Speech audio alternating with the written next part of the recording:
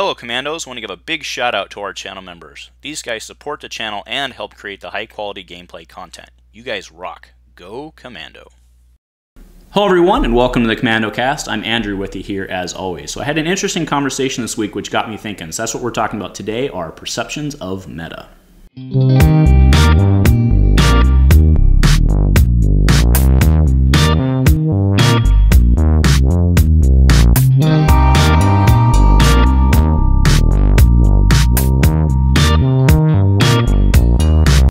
Hey guys, alright, and welcome back to episode 91 of the Commando Cast. That's right, 91. So before we get started, another shout out to our local shops, keeping them in business. So Bunsen did another beer delivery this week. I'm drinking the Beaker Breaker again. I like this one a lot. So that's what we are drinking this week. So thank you, Sean, and the crew over at Bunsen for continuing to do our beer deliveries and keeping us stocked up. So we appreciate it.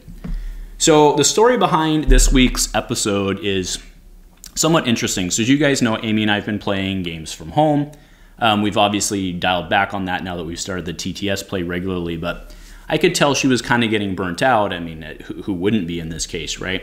And at one point we were talking about it and she said, well, I'm tired of us only playing meta decks, which I thought was interesting because I didn't really know what to say to that because, you know, as I see it, we haven't been playing what I would consider to be meta decks, right? We've actually been playing kind of like the tier 2 type decks, right? We're not playing droids, we're not playing Trandoshans, we're not playing, you know, really any mill or anything like that. So I thought it was a very interesting statement. It kind of got me thinking, well, you know, meta of course means different things to different people, right? I mean, instead I've been, you know, playing Boba, Jango, 5-die Death Troopers, and you know, a little kind of fun stuff, Han, Hera, Spectre, so stuff like that. So before we get into the full discussion, let's, you know, actually baseline what meta actually means, right? Because meta means different things to different people, and actually a lot of people actually somewhat use it incorrectly, right? So meta stands for meta game. And what that means for, and I'm actually showing up some definitions from Wikipedia on there, but what meta really is it's the game theory part about the game, right? So if we actually read the best definitions actually from Urban Dictionary that I found, it's the highest level of strategy in many complex games. It refers to an aspect of strategy involves thinking about what your opponent is thinking you are thinking. So this comes to play in any game where no single strategy is dominant and opposing sides are aware of multiple strategies that can see dependent upon opponent's actions. In order to perform at the highest level, it then becomes necessary to think about what your opponent thinks you will do, which may depend on what he thinks you do, and blah, blah, and so on. And to make decisions based on clues regarding, right? So that could be, you know, easily set in chess or something like that, right? And we'll talk about how it applies to Destiny in a second, right? But the easiest way to understand this, right, is really rock, paper, scissors, right? We all know that rock beats scissors, scissors cuts paper, paper wraps rock, and that's how the game goes, right? So if you really think of it, like, so let's say you're at the World Championship Rock, Paper, Scissors tournament, right, for millions and millions of dollars on the line. You know that based on the game theory itself, that any one of those you throw, you have a 33% chance of victory, right? I mean, that's really what I did. I mean, well, that's actually not entirely true, right? But point is, of those three, you're going to win. You're either going to win or you're going to lose, right? And you know that. So let's say that if you look at the entire field, right, if you look at the entire field in a completely average situation, each one of those would be thrown 33% of the time. That's actually what I was getting at, right? But let's say, based on an analysis, let's say they did the tournament last year and you collected all the data and you looked at it and you noticed that, let's say, 45% of the people last year were throwing rock for whatever reason, right? So you would say, okay, based on the data I saw, and I've got the same competitor pool-ish this year, I noticed more people were throwing rock. So does that mean that I should be more apt to throw paper, right? Because I know rock was coming up more, should I be throwing paper more? But then you have to take the next step. Okay, well, what if somebody else has figured out, or what if the general population has figured out that more people threw rock? Maybe they're going to throw paper, which means that I should throw scissors. But then if you take it one step further, well, now that everybody else has figured that out, what if I actually just throw rock again, because now people are going to be playing scissors to beat paper, right? So that's the round and round, and that's really a better description of kind of how meta gaming works, right? How we're all trying to outsmart each other based on the next thing, right? So do you bring A, do you bring B, do you bring C, do you bring B because of A, and so on, right? So a good example of this as it applies to Star Wars Destiny is Kylo Ren, right? And this is the 2-player set Kylo Ren, right?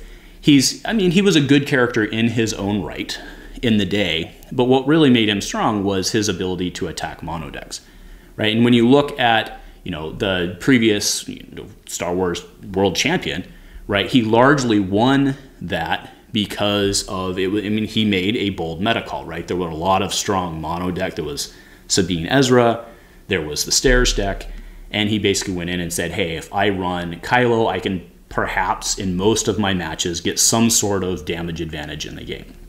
And I mean, a good player in his own right, of course, but it worked out for him very well. It was a great meta call, right, is what we would say in that example. So, and then meta itself has different definitions, and you'll actually find different levels of meta, right? So Amy and I have our own meta, the decks that we play with each other. You're going to have your local store, and in your town, right? Maybe your town has 3 or 4 stores. You could have a different meta at each store. You can have an overall town meta. You'd have a regional meta for your primes. And then, of course, there's a national global meta, right? What everybody's trying to do. And, as I've been playing some more games online as well, not just Destiny, but specifically with some of the other games I play, like Magic Arena, I note very specifically that the time of day I sign in absolutely matters on the level of competition and kind of the randomness of the stuff that you're seeing. So even on those online games that a lot of people are playing, like Runeterra, stuff like that, the time of day, the number of people on will also affect the meta, right? So even within a game like that, you can also see shifts in what's good at what time, because that's really how it works, right? Going back to the rock, paper, scissors example, if more people are showing up with rock, you're going to do better with paper, and so on and so on and so on. So another example, so this actually came up on the Destiny Global Facebook page this week. Someone wrote, I generally wonder, is no one playing double Trandoshans on all these tournaments posted about all around the place? Meaning, and I mean, we've all been kind of thinking that as well, right? So we've been seeing a lot of late night tournaments going up. And what we see is, so Entourage late night, they've been throwing their tournaments, and what we see is that there's a lot of random-ish, quote unquote, decks winning, right? We're not seeing droids top it every week. We're not seeing Trandoshans top it every week. We're not seeing Bane top it every week. So that kind of asks the question, that's really what this gentleman was asking, was, are people just not playing it, right? And there's various reasons out there, and the answer is yes, people aren't, because they don't want to show up right now in a meta where there's really nothing to gain, right, aside from just playing with your buddies. Like, you don't want to just show up with the Skull Crusher stuff. People are out there experimenting, they're out having fun, they're actually out enjoying the game, so they're not showing up with the stuff that we know is going to crush face, right? And plus, right now, they are experimenting. You can learn things about the game itself, and you can shift and warp that meta based on what you learn, so they're not going to bring just the top tier stuff. And that kind of then brings to the next point, right, which is the sea of foam, as I've called it, and we're not as I've called it, as people have called it, and that's kind of a polite way of saying it another version, right? But what this really refers to is the unpredictability. And to kind of clarify on this, right, it's what the sea of foam is basically, as you go throughout a tournament, right, the winners will continue to play the winners, right, and as the people lose their matches, those people will get paired up together, right?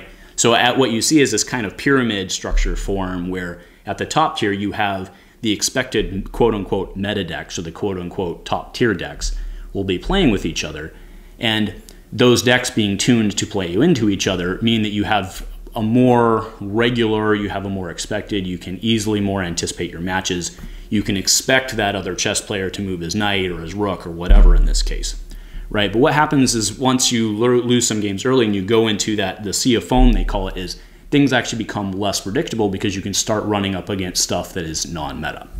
So for example, let's say you come to a tournament and you have a deck you have this one-off deck that is specifically tuned to take down some of the meta decks, right? You know it's going to do very well against Trandoshans, you know it's going to do okay against Raylo, and you know it can murder Pelt because you teched for it.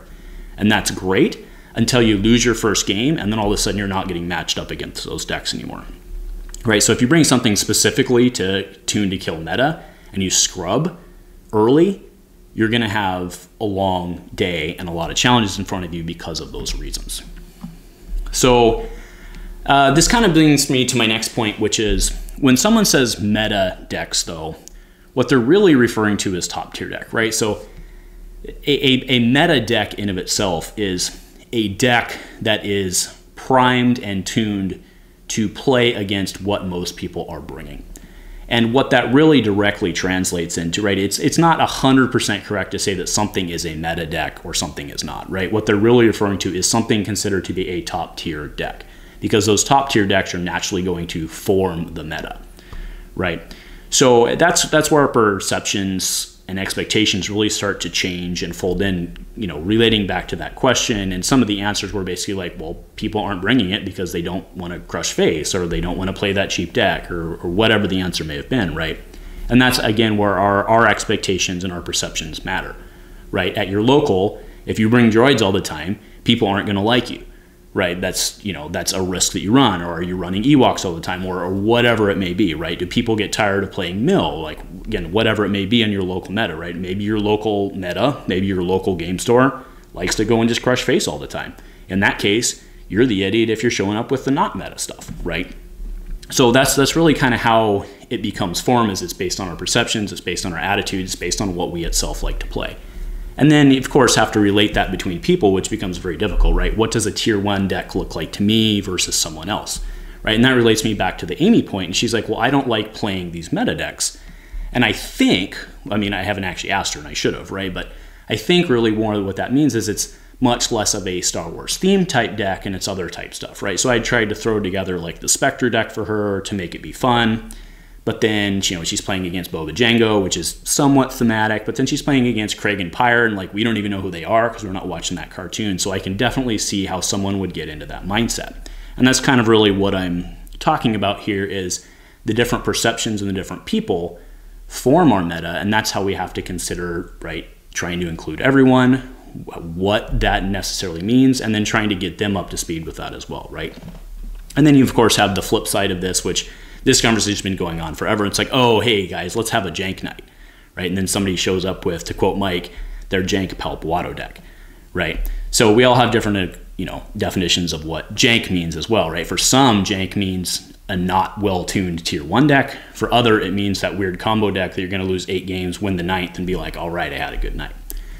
So, you know, you just have to basically determine what's acceptable, what you're willing to do, how many losses you're willing to take. If you're willing to walk in and just take one to the face with droids and say, okay, I had a good night because I'm not playing it, whatever, right? So, and then specifically to speak to the Trandos, right? The reason that the Trandoshan hunters are getting so much discussion in this meta discussion is, I think that everyone expects the Trandoshans are too good. Like, I think most of us agree on that. Right, so I think the reason a lot of people are not playing them right now is because we expect them to get nerfed in some fashion or another. Right now, who knows when that will come, whatever. But I think because we expect them to get nerfed, and again, I don't know if another nerf will come on droids. It's already happened like 19 times, right? But those two decks are pretty secured at the top. We know they're sitting there, and I think a lot of people expect them to change. So I think a lot of people are off having fun right now and enjoying the game, and you can't really hate on that at all, right? So this is kind of how I see it today breaking down. And I want to be very clear, right? I'm throwing out tier lists for the support of this discussion, not as a separate episode to discuss what the tier lists are, right? Especially when you go into the tier 2. There's so many tier 2 decks out there, or tier 1.5 or whatever you want to call it. There's no way I can list all of them. But what I currently see right now is I actually see tier 0. I see droids sitting firmly at the top as the best deck out there. Now, to be clear, that doesn't mean that there aren't decks that can take droids out. Doesn't mean they can't lose.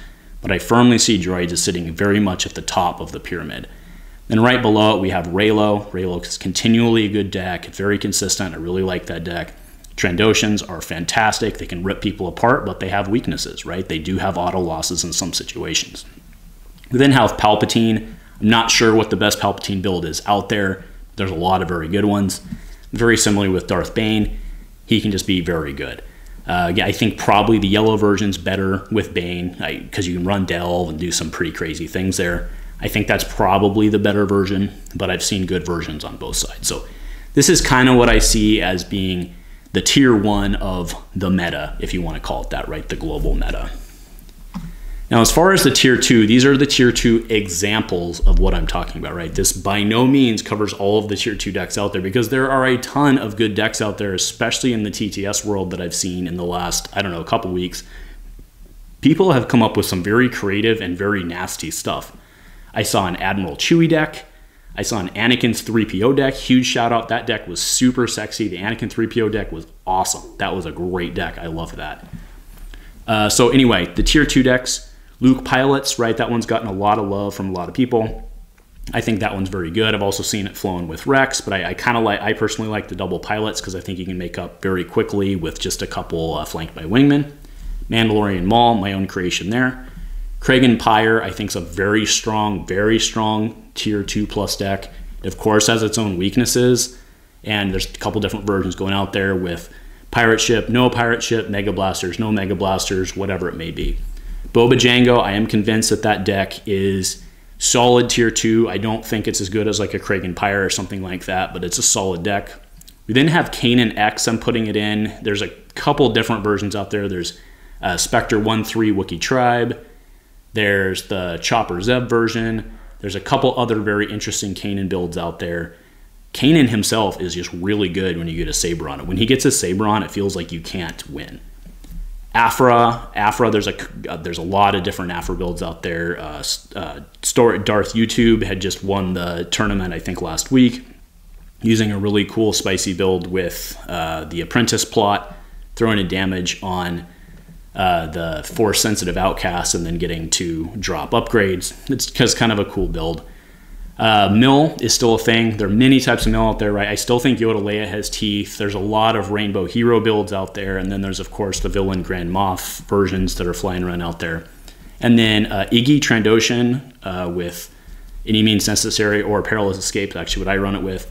That deck is very, very brutal. It can just throw 12 damage across the table, right? So these are the type of decks I'm talking about, right? These decks could sit down against any one of those tier decks and win if all the circumstances lined up. They're probably not going to be able to cut through 8 rounds of that, but they could absolutely do a dent, and if built correctly, could cut in, right? So that's more what I'm talking about in terms of kind of a tier 2 type deck.